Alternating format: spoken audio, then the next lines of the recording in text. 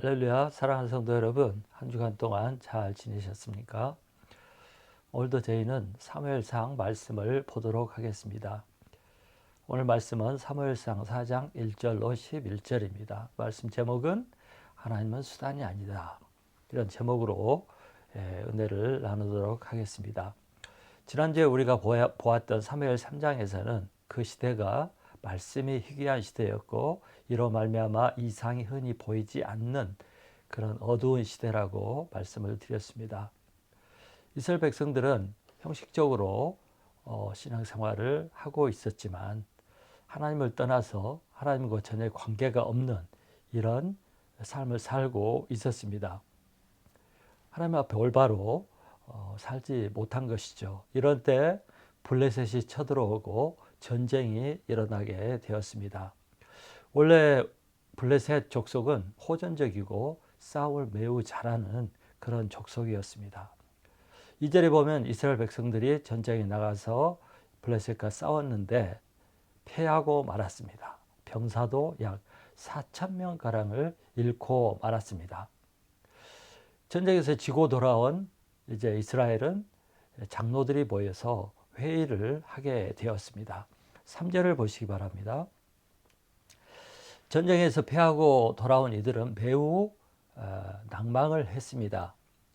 그리고 왜 하나님이 자신들을 도와주지 않고 하나님이 없는 이방인들에게 패하게 하셨는고 하면서 하나님을 원망했습니다. 이들 생각에는 당연히 하나님께서 자신들의 편이 되고 당연히 전쟁에서 이기게 해주실 것이라고 생각을 했던 것입니다. 하나님을 믿는 백성이 하나님을 믿지 않는 백성들에게 패한다는 것을 받아들이기 힘들었습니다. 장로들이 심사숙고한 결과 그들은 이런 결론을 내리게 되었습니다. 야, 하나님의 언약궤를 전쟁터에 가져오자. 그러면 우리가 승리할 수 있을 것이다. 이런 결론을 내고 언약궤를 가져오기로 결론을 지었습니다. 그 당시 언약궤가 있었던 성막은 실로에 있었습니다. 실로는 이스라엘 중앙 부분입니다. 그리고 이 언약궤는 성막에서 가장 거룩한 지성소에 있었습니다. 하나님께서 말씀하시기를 내가 이 언약궤 위 뚜껑이 속죄소인데 이 속죄소의 위에 있겠다고 이렇게 말씀을 하셨습니다. 그래서 언약궤는 하나님의 임재를 상징하기도 합니다. 그래서 이 언약궤는 이스라엘 백성들에게 가장 소중하고 가장 성스럽고 또 하나님을 나타내는 그런 선물이었습니다. 이스라엘 백성들이 전쟁에서 패하고 더 이상 물러설 수 없고 더 이상 패배해서는 안 되는 이 상황에서 이스라엘 장로들은 이 법궤를 생각한 것입니다. 법궤는 언약궤입니다. 이 3절에 보면 이렇게 말해요. 그것으로 우리를 우리의 원수들의 손에서 구원하게 하자. 이 법궤를 앞세우면 하나님이 당연히 그들과 함께 하시고 또 그들과 함께 나가서 싸우기 때문에 전쟁에서 이길 수 있다고 이렇게 생각을 한 것입니다. 언약궤가 이스라엘 백성들을 이방인의 손에서 구원해 줄 것이라고 이런 생각을 한 것입니다. 4절을 보시기 바랍니다. 4절에 보면 이제 사람들을 보내서 언약궤를 가져오게 되었습니다.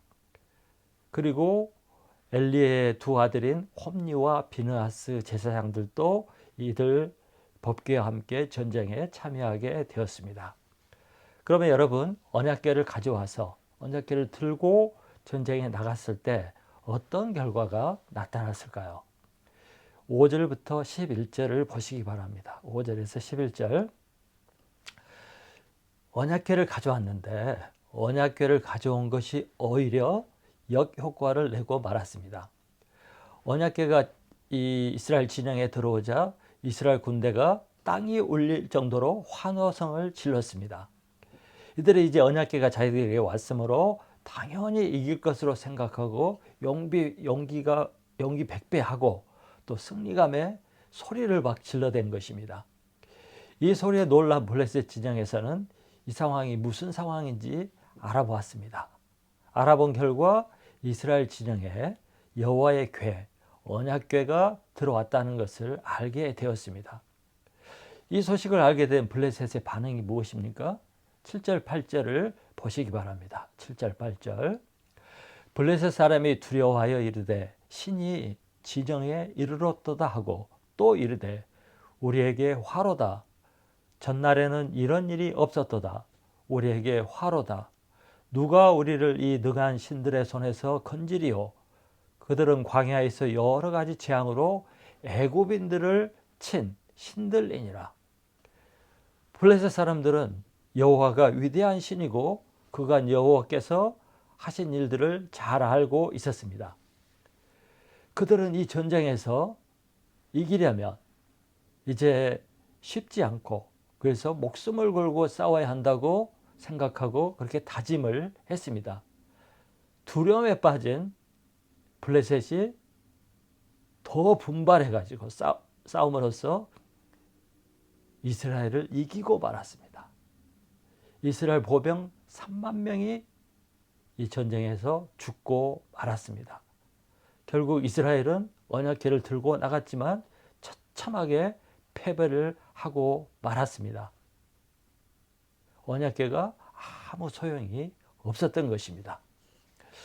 이것이 오늘 말씀 내용입니다. 저는 이 사건을 통해서 두 가지 교훈을 배우게 되었습니다. 첫째는 하나님은 사람이 이용하는 수단이 아니라는 것입니다. 오늘 말씀 제목처럼 하나님은 우리가 이용할 수 있는 수단이 아니라는 것입니다. 이스라엘 백성들은 언약궤를 앞세우고 나가면 반드시 하나님이 함께 하시고 하나님이 전쟁을 승리할 수 있도록 도와줄 것이라고 생각을 했습니다. 3절 끝에 그것이 우리 중에 있게 하여 그것으로 우리를 우리의 원수들의 손에서 구원하게 하자 이렇게 생각을 하고 말했습니다. 이들은 법궤와 언약궤와 하나님을 동등하게 생각을 한 것입니다. 그래서 언약궤가 있는 곳에 하나님이 있고 언약궤가 나가는 곳에 하나님도 함께 나간다고 이렇게 생각을 한 것이죠. 그러나 여러분, 이 언약궤는 하나님이 아닙니다. 그냥 성물일 뿐이죠. 언약궤가 하나님일 수는 없습니다. 가끔 우리가 영화를 보면 이 마귀들과 싸울 때 신부나 목사들이 십자가를 내밀면 마귀, 귀신이 무서워 떨고 도망을 치거나 발작을 하고 결국 이 십자가가 마귀들을 물리치는 것을 보게 됩니다. 이 영화에서는 십자가가 대단한 능력이 있는 것처럼 묘사를 합니다. 그러나 사실 그것은 다 허무맹랑한 거짓말입니다. 나무나 쇠로 만든 그 십자가, 그 물건이 무슨 능력이 있는 것이 절대 아닙니다. 능력은 그 십자가를 들고 있는 그 사람의 믿음과 삶을 통해서 나타나는 것이고 그것이 능력이고 그것이 중요한 것입니다. 물건이 중요한 것이 아니죠. 여러분, 지금 저는 독일에 있는데 북미에서 가끔 TV에서 기독교 방송을 볼 때가 있어요. 근데 기독교 방송만 있는 게 아니라 아예 채널을 사서 자기 프로그램을 운영하는 그런 기독교 단체들이 있습니다. 근데 이 일부의 이 기독교 단체들은 이 방송으로 장사를 합니다. 그래서 방송을 통해서 물건을 팔고 돈을 모으는 그런 장사하는 목사나 기독교 단체들이 있습니다. 가끔 그것을 보다 보면 정말 한심한 생각이 들 때가 있습니다. 어떤 프로에서는 성수, 홀리 워터, 성수라고 해서 병에 담아서 물을 팝니다. 그것을 사서 뿌리면 기적이 일어난다고 이렇게 선전을 합니다. 또 어떤 방송에서는 행커치프, 손수건을 팔아요. 이 손수건을 가지고 있으면 돈이 들어오고 좋은 일이 생긴다고, 기적이 일어난다고 이렇게 선전을 하고 하는 것을 보았습니다. 웃기는 일이죠. 말도 안 되는 일이죠.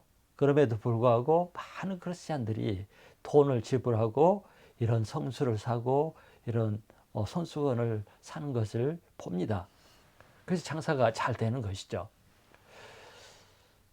이스라엘 백성들이 싸움을 이기기 위해서 법궤를 들고 나간 이 사건, 이 모습은 이런 종교적이고 형식적이고 문화적이고 물질적인 기독교인의 모습을 잘 보여주고 있는 그림입니다. 이런 문화적, 종교적, 또 형식적, 또 물질적 그리스도인들은 평소에 하나님과 아무 상관없이 살다가 문제가 생겼을 때만 하나님을 찾는 사람들입니다.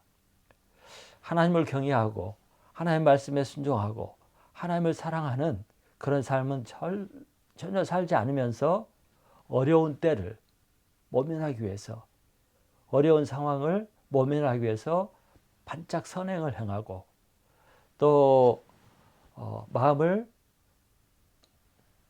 선한 마음으로 바꾸기도 하고 또 안 나오던 교회도 나오고 또 읽지 않던 성경을 읽고 이렇게 함으로써 그 상황을 모면해 보려고 이렇게 하는 사람들이 있습니다. 상황이 어려우니까 잠시 하나님의 도움이 필요해서 하나님을 위하는 척, 하나님을 사모하는 척, 또 말씀을 사모하는 척하는 그런 기독교의 모습이 오늘 법궤를 들고 나간 이스라엘 백성들의 모습과 똑같습니다. 또 사람들은 가끔 이렇게 말하거나 생각하죠. 11조를 하면 복을 받고 주일 성수를 하면 복을 받고 목사님에게 잘하면 복을 받는다 이렇게 말하고 생각하는 사람들이 있습니다. 그 좋은 일이죠. 그러나 여러분 이런 좋은 일들도 하나님과 아무 관계가 없이 하나님과 친밀함도 없이 율법으로 하면 아무 소용이 없는 것입니다. 그 요행을 바랄 뿐입니다. 이런 식으로 신앙생활을 하면 이것은 신앙이 아니고 매우 미신적인 행위입니다. 가끔 사람들이 어려운 일이 생기면 부적을 사서 붙이거나 또 액땜을 하려고 합니다. 또 이런 거 부적을 사서 붙이면 나쁜 일을 물리칠 수 있다고 이렇게 생각을 합니다. 그래서 많은 불신자들이 어려울 때 이런 행위를 하죠. 이것이 바로 미신적인 것입니다. 사실 믿지도 않으면서 그렇게 함으로써 좋은 일이 생기기를 바라거나 아니면 마음의 위로라도 얻고자 하는 그런 행동인 것이죠. 그러나 이런 태도나 이런 행위는 아무 결과도 얻지 못합니다. 하나님께서 이렇게 한다고 반응을 하지 않기 때문입니다. 왜냐하면 그들이 자신을 이용한다는 것을 알고 있기 때문입니다. 하나님은 사람들이 자신을 수단으로 취급하는 것을 전혀 원하지 않고 그렇게 이용당하지도 않는 분입니다. 이스라엘 백성들이 과거에 언약궤를 앞세우고 나갈 때 승리를 경험한, 기적을 경험한 적들이 있습니다. 요단강을 건널 때, 또 여리고성을 무너뜨릴 때 그런 일들이 있었습니다. 그래서 이번에도 언약궤를 들고 나가면, 언약궤를 앞세우면 싸움에서 승리할 것으로 생각을 한 것입니다. 그런데 그렇게 되지를 않았습니다. 않을 정도가 아니라 처참하게 패하고 말았습니다. 전에 언약궤를 들고 나갔을 때 승리할 수 있었던 것은 하나님이 먼저 그렇게 하라고 말씀하셨고 또 백성들이 그 명령에 순종해서 믿음으로 나갔기 때문에 이루어진 일입니다. 그런데 하나님의 말씀대로 살지도 않고 하나님과 친하지도 않고 그동안 하나님을 섬기지도 않고 살다가 어려운 일이 생기니까 언약궤만 들고 나간다고 해서 이런 기적들이 일어날 수 없는 것입니다. 여러분, 이스라엘 백성들이 첫 전쟁에서 패했어요.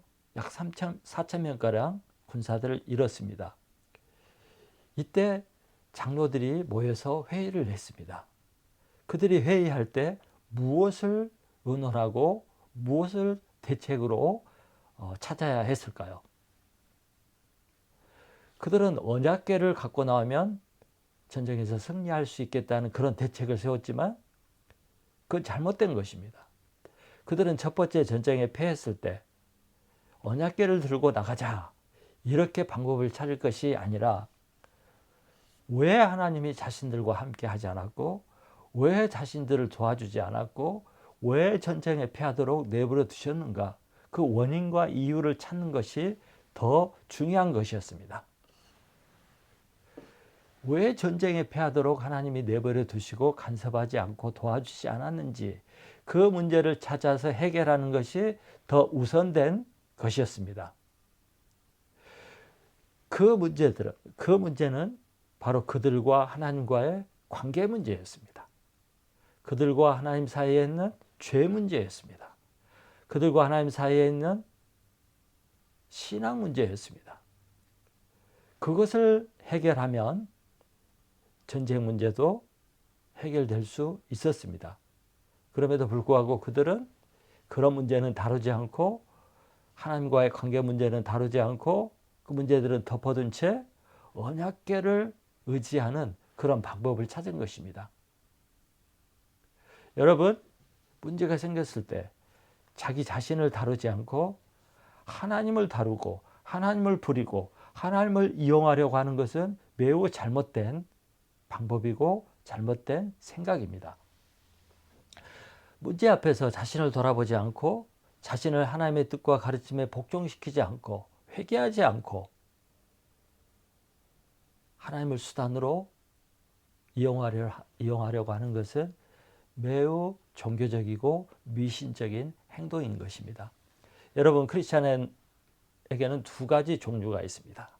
성도들은 두 가지 성도가 있습니다. 제가 학생과 CCC 책자로 공부를 하고 있는데 거기에 보면 두 가지 그림이 있습니다. 두 가지 그림은 두 종류의 성도들을 묘사하는 것입니다. 첫 번째 종류의 성도는 그 그림에 보면 동그라미가 있고 그 동그라미 중심에 자신이 앉아 있습니다. 그리고 그 사람 발밑에 예수님이 있는, 그 무릎 아래 예수님, 자신은 의자에 앉아서 주인이고 예수님은 그 발 아래에 있는 그런 그림입니다. 이것은 성도 자신이 삶의 주인이고 예수님은 자신을 돕는 도움이나 또 종으로 취급하는 그런 그림입니다. 이런 성도들에게는 예수님이 주인이 아니고 수단에 불과한 것입니다.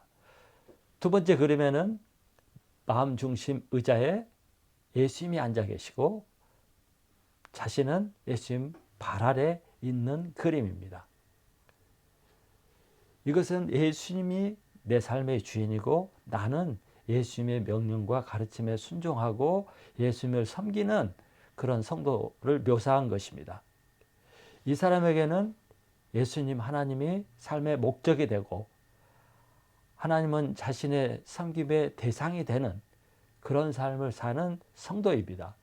두 번째 성도가 바른 성도이죠. 하나님이 바라는 성도는 두 번째 그림에 나타난 성도와 같은 사람입니다. 그런데 여러분, 교회는 첫 번째 그림과 같은 성도들이 너무나 많습니다. 자신이 주인이고 예수님을 부리는, 이용하는 그런 성도들, 이런 성도는 어린아이 성도고 아주 철없는 미숙한 이런 성도들인 것입니다. 이것은 잘못된 것입니다. 사랑하는 성도 여러분, 오늘 말씀을 읽고 또 이 설교 말씀을 들으면서 우리는 가슴에 손을 얹고 생각해 보아야 한다고 생각을 합니다. 과연 나는 하나님을 주인으로, 하나님을 나의 왕으로, 내 삶의 목적으로 모시고 여기고 살아가고 있는가? 아니면 하나님을 내 삶을 위해 필요한 도움이나 종이나 수단으로 여기며 신앙생활하고 있지는 않는가? 이런 생각을 해보면 좋겠습니다. 사랑하는 성도 여러분, 하나님이 내 삶의 목적이 되고 하나님을 위해서라면 내 삶도 내 생명도 드릴 수 있는 그런 성도가 되시기를 간절히 축원합니다. 두 번째 우리는 이 사건을 통해서 배울 수 있는 것은 이것입니다. 하나님은 자신의 뜻을 이루기 위해서 먼저 무너뜨린다는 것입니다. 하나님께서는 자신의 뜻을 이루기 위해서 무너뜨리는 분이시다. 이것을 볼 수가 있습니다. 이스라엘 백성들은 군대가 언약궤를 들고 싸우러 나가면 하나님이 도와주시고 하나님이 이기게 하실 것이라고 기대를 했습니다. 언약궤는 하나님의 임재를 상징하기 때문에 이스라엘 백성들이 하나님을 이렇게 모시고 나가면 하나님께서도 반드시 이기게 해주실 것이라고 생각을 한 것입니다. 그러나 이런 기대와는 전혀 다르게 이스라엘 군대는 블레셋 군대에게 처참하게 깨지고 말았습니다. 10절을 보면 보병 3만이 죽었다고 기록하고 있습니다. 3만 명이 죽었다는 것은 전멸했다고 볼 수가 있습니다. 하나님을 의지하고 용기를 가지고 확신을 가지고 나갔다가 비참한 결과를 맞이하고 말았습니다. 이스라엘 백성들이 언약궤를 들고 나가서 큰 기대를 했다가 이렇게 처절하게 패배했을 때 얼마나 실망을 하고 낭망을 하고 허망했을까, 그것을 짐작할 수가 있습니다. 11절에 보면 이에 더해서 이스라엘 군대를 이끌고 나갔던 제사장들인 홈니와 비느하스마저 죽고 말았습니다. 하나님의 두 종이 전쟁에서 죽어버린 것입니다. 이 하나님의 종들이 적군들을 물리치는 데 도움이 된 것이 아니라 완전히 아무 능력도 발휘하지 못하고 도움도 주지 못하고 죽어버렸을 때 하나님의 명예가 땅에 떨어져 버린 것입니다. 이보다 더 비참한 것은 이스라엘 백성들이 하나님의 언약궤를 빼앗겨 버린 것입니다. 이 언약궤는 이스라엘 백성들에게 가장 소중한 선물입니다. 가장 거룩한 것이고 가장 중요한 것입니다. 또 이 언약궤는 그들을 승리로 이끌어 줄 것 같은 그런 선물이었습니다. 그런데 이 하나님을 대표하는, 상징하는 이 언약궤마저 빼앗기고 만 것입니다. 전쟁에서 지고 제사장들도 죽고 언약궤까지 빼앗겼을 때 어떻게 보였겠습니까? 하나님이 얼마나 무능하게 보였겠습니까? 이것은 이스라엘 군대가 진 정도가 아니라 하나님이 전쟁에서 진 것처럼 된 것입니다. 무능한 하나님이 되고 말았습니다. 그동안 하나님이 약속했던 하나님의 말씀들이 거짓말처럼 되어버렸습니다. 그 결과 하나님의 영광이 땅에 떨어지고 하나님의 명예와 하나님의 이름이 수치와 조롱을 받게 된 것입니다. 22절에 보면 제사장 비느하스의 아내가 이렇게 말을 했어요. 영광이 이스라엘을 떠났다. 정말 하나님의 영광이 이스라엘을 떠나버린 것입니다. 우리 생각에는 하나님이 자신의 영광을 위해서라도 명예를 위해서라도 이렇게 하시면 안 된다고 하는 생각을 갖게 됩니다. 하나님 자신을 위해서라도 이렇게 비참하게 이렇게 수치스럽게 하시면 안 되는 거 아닌가 하는 이런 생각을 하게 됩니다. 그런데 그것은 우리 인간의 생각이지 하나님의 생각은 다릅니다. 그러면 왜 하나님은 이스라엘 백성들이 이렇게 비참하게 처참하게 지도록 하고 3만 명이라는 어마어마한 군인들이 죽도록 내버려 두었을까요? 또 하나님의 종들인 홈니와 비느하스가 왜 죽도록 내버려 두었을까요? 또 하나님은 자신을 상징하는 그 중요한 언약궤를 빼앗기도록 왜 내버려 두었을까요? 왜 하나님은 이스라엘의 명예와 자신의 명예를 생각하지 않았을까요? 그것은 하나님께서는 더 큰 것을 이루기 위해서, 더 큰 것을 이루기 위해서 그렇게 한 것입니다. 먼저는 하나님께서 전에 말씀하셨던 그 약속을 이루기 위해서, 그 예언을 이루기 위해서 그렇게 한 것입니다.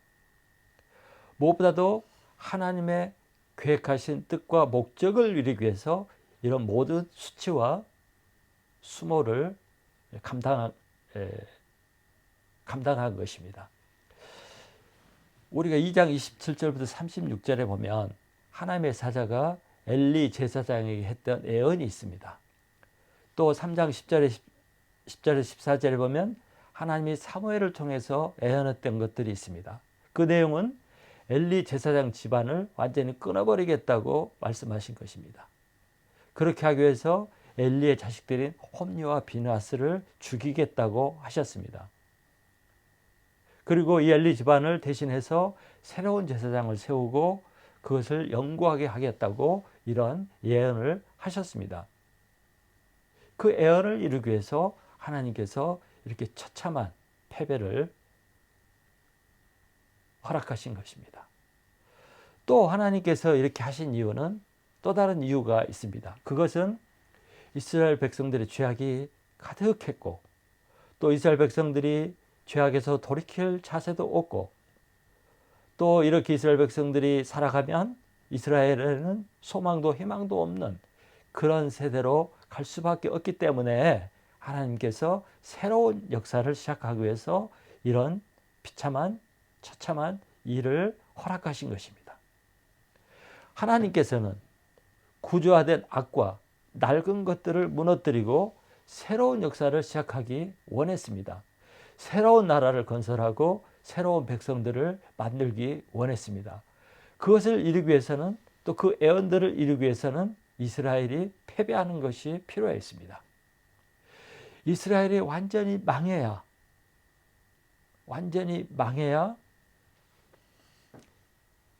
새로운 역사를 시작할 수 있기 때문입니다.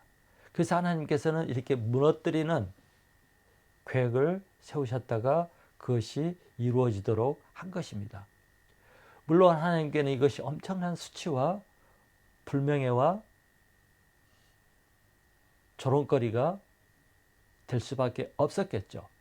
그럼에도 불구하고 하나님에게는 이것이 필요했던 것입니다. 이것은 하나님이 그 타락했던 유다 왕국을 새롭게 하기 위해서 바벨론에 의해서 완전히 처참하게 멸망을 당하고 성전이 무너지고 성전 기물들이 빼앗긴 채로 이방 그 제단에 바쳐지고 또 이스라엘 백성들이 포로로 끌려가고 하는 이런 비참한 상황을 허락을 했습니다. 하나님이 에레미야를 부를 때 에레미야 1장 10절에 이렇게 말씀했어요. 보라, 내가 오늘 너를 여러 나라와 여러 왕국 위에 세워 내가 그것들을 뽑고 파괴하며 파멸하고 넘어뜨리며 건설하고 심게 하였느니라. 하나님께서는 이스라엘을, 타락한 이스라엘, 우상을 숭배하는 이스라엘, 범죄한 이스라엘을 새롭게 하기 위해서 먼저 하신 일이 뽑고 파괴하고 파멸하고 넘어뜨리는 거였습니다. 그런 다음에 건설하고 심게 한다고 하셨습니다. 여러분, 헐어야 재건축을 할 수가 있습니다. 무너뜨리고 치워버려야 새로운 것을 세울 수가 있습니다. 땜빵을 하거나 거칠을 하는 것으로 새롭게 만들 수가 없습니다. 그래서 하나님은 자신이 치욕을 당하고 멸시와 조롱거리가 될 것을 감수하면서까지 이스라엘을 철저하게 패배하도록 내버려 두신 것입니다. 이것은 철저하게 하나님께서 이스라엘 백성들의 유익을 위해서, 장래 소망을 위해서 이렇게 한 것입니다. 사랑하는 성도 여러분, 그래서 때로는 아프지만 망하는 것이 좋은 것입니다. 때로는 완전히 비참하게 추락하는 것이 새로운 하나님의 은혜를 받고 장래의 복을 누리는 길이 될 수 있습니다. 여러분, 문제가 많은데 완전히 썩어 있는데 뭐 모든 일이 잘 되거나 아무 일이 없는 거, 이것이 더 큰 문제입니다.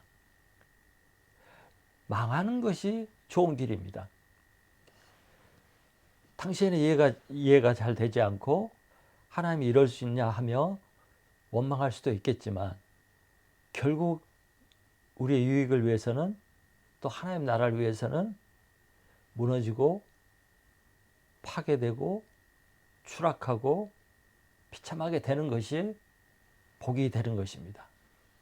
여러분, 인생이 무너지고 내가 수고해서 성취해 놓은 것들이 사라져 버리고 또 수치와 고통으로 떨어질 때 우리는 하나님의 선하심과 하나님의 신실하심과 하나님의 인자하심을 의심하지 말고 감사할 수 있어야 됩니다.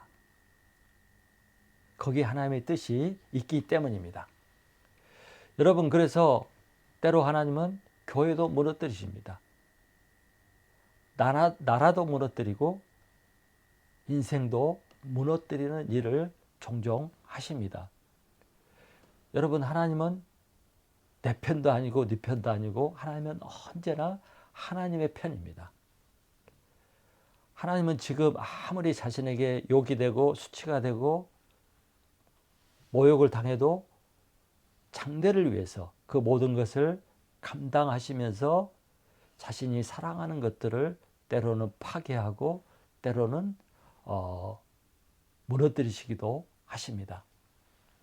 아까도 얘기했지만 이스라엘이 바벨론에 의해서 철저히 무너지고 파괴되었을 때, 성전이 무너지고 파괴되고 성전 기물이 이방신의 전에 바쳐지고, 그래서 하나님의 이름이 땅에 떨어졌을 때에도 하나님은 이것을 허락하신 분이고 이 일을 이루신 분이 하나님이십니다. 지금 우리가 잘 알듯이 한국교회는 추락하고 있습니다. 무너져가고 있습니다. 수습이 불가능한 상태로 가고 있습니다. 그러나 여러분, 무너져야 새롭게 다시 시작할 수가 있습니다. 무너지되 철저하게 비참하게 무너져야 새롭게 시작할 수가 있습니다. 여러분, 하나님의 우리를 향한 사랑은 아픈 사랑입니다. 미운 자식에게 떡 하나 더 주고 이쁜 자식에게 매를 주는 그런 하나님의 사랑, 그것이 하나님의 사랑입니다.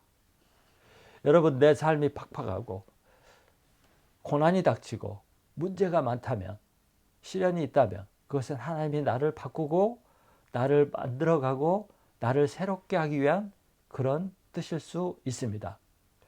이것을 깨닫고 자신을 돌이키고 회개하고 하나님 앞에 돌아가면 복이 되는 것입니다. 제가 오래전에 하이티에 큰 지진이 났었는데 그때 하이티에 선교를 하기 위해서 다녀온 적이 있습니다.